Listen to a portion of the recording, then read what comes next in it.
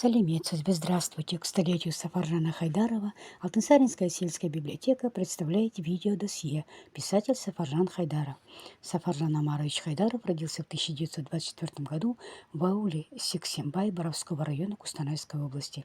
Со школьной скамьи ушел в ряды советской армии. После демобилизации работал ответственным секретарем сначала районной, а затем Кустанайской областной газеты. В 1950 по 1952 годах Хайдаров слушатель республиканской двухгодичной партийной школы. По окончанию заместитель редактора, затем редактор Кустанайской областной газеты «Коммунизм Жолы».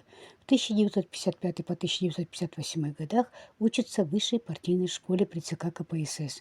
Затем инструктор ЦК КП Казахстана, член редколлегии, ответственный секретарь журнала «Казахстан Коммунисты», редактор газеты «Тан Өлкесі».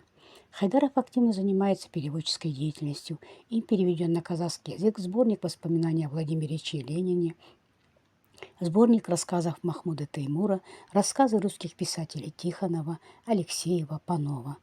Сафаржан Хайдаров – автор сборников очерков «Азамат Кельбете. Облик гражданина. 1967 год», «Азамат Сырэ. Тайна гражданина. 1967 год».